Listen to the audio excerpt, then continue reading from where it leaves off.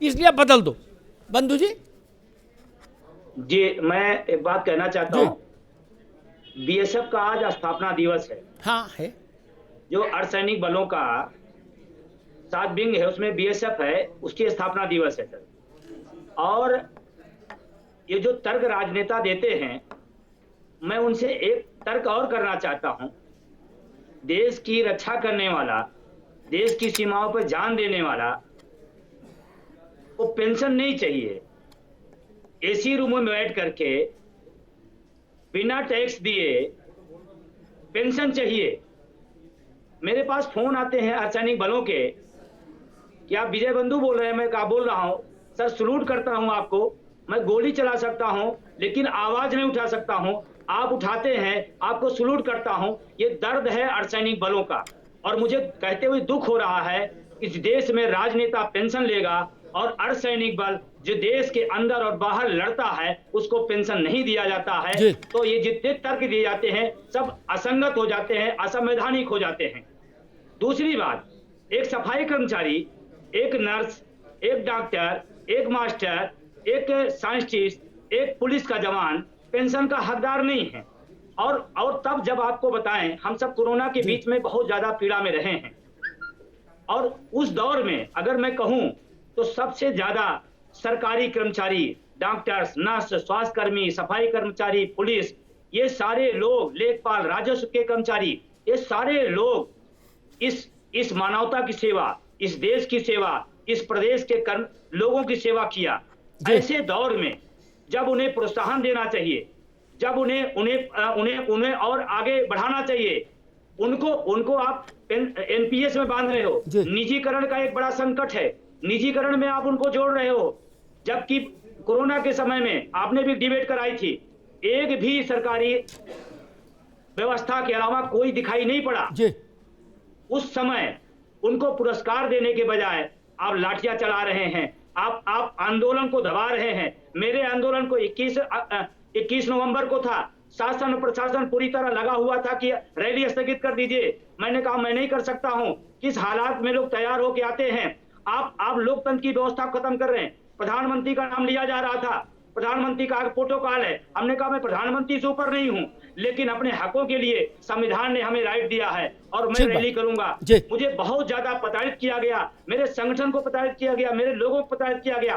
क्या लोकतंत्र यही है? और मैं तो सलूट करता हूं किसानों को, जिन्होंने किसान बनकर किसान बिल के खिलाफ खड़े होकर के अपनी लड़ाई को जीता।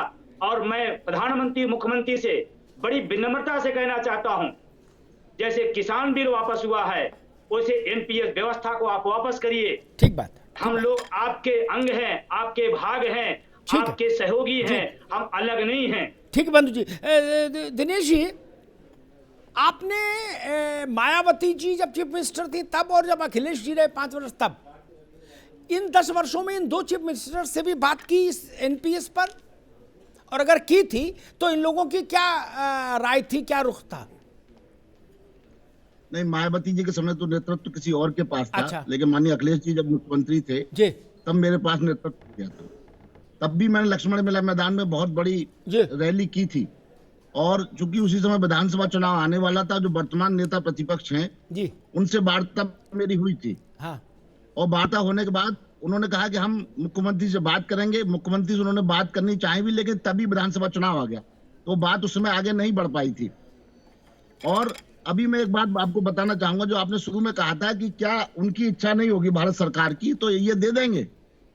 तो जब हमने 18 में आंदोलन किया तो पहले तो जो एक कमेटी बनी 10 आईएएस की, जिसमें वित्त के और सारे टॉप आईएएस सब लोग थे, हम हरकिशोर तिवारी जी भी उसमें हैं। तो 2-1 बैठक में तो उन्होंने अच्छे बुरे पर वो फैसला करते रहे कि नहीं बहुत अच्छा है। लेकिन बाद में जब हमने सिद्ध किया तो उन्होंने माना कि नहीं, एनपीएस हानिकारक है और जो बेनिफिशियरी पुरानी वाली थी वही स्कीम ठीक है। उन्होंने तत्कालीन मुख्य सचिव से उन्होंने अपनी बात रखी, आईएएस लोगों ने कहा कि नहीं इसको मिलना चाहिए। और उन्होंने जैसा उन्होंने बताया कि मुख्यमंत्री से बात हुई और तय हुआ कि प्रपोजल बना करके भारत सरकार ले जाया जाए। हमारे भी 2 प्रतिनिधि, जिसमें स्वयं हरकिशोर तिवारी गए थे उस समय गवर्नमेंट ऑफ इंडिया के सामने, और 2 यहाँ के आईएएस उत्तर प्रदेश सरकार के, भारत सरकार के सामने गए। और जाने के बाद जो उस पर चर्चा शुरू होती उससे पहले ही उन आईएएस को टाइट किया गया और कहा गया कि ये मात्र उत्तर प्रदेश का नहीं है, ये पूरे देश में आग लगेगी। हम उत्तर प्रदेश को कैसे दे सकते हैं? इसको वापस लेके जाइए। और जब वहां से लौट करके आए तो हमसे कहा गया कि आपने देख लिया, हम तो नहीं कर सकते। हमने कहा ये आपका विषय है, ये उनका विषय है। हम अपने साथियों के प्रतिनिधि हैं, हम आंदोलन करेंगे, हमको चाहिए, और हम हड़ताल पर गए जी। लेकिन दिनेश जी आपने ये बात को ध्यान में रखना चाहिए था आप लोगों को कि बंगाल ने अपने यहां पुरानी पेंशन व्यवस्था यथावत जारी रखी, किसी केंद्र ने उसको रोक नहीं पाया, वहां के आईएएस अधिकारियों को कोई नहीं हड़का पाया, वहां तो लागू ही नहीं हुई नई पेंशन व्यवस्था। जी मैंने उसी में कहा कि बंगाल में जो दल है, जो मुख्यमंत्री हैं, वो अपने सर्वे सर्वा हैं, लेकिन उत्तर प्रदेश की स्थिति, उससे जो आपने शुरू में प्रश्न उठाया, उत्तर प्रदेश की स्थिति उसके इतर है जी। माननीय मोदी जी ना चाहें और योगी जी दे दें जी, ये संभव नहीं है। हाँ। इसलिए हमने माननीय मुख्यमंत्री से मैंने स्वयं कहा था कि आज आपके पास अवसर है कि इस देश के कर्मचारी और शिक्षकों की जो मांग है, जायज मांग है, उसको आप पूरा कर सकते हैं।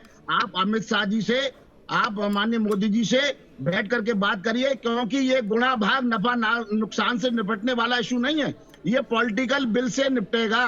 राजनीतिक इच्छा शक्ति होगी तब निपटेगा।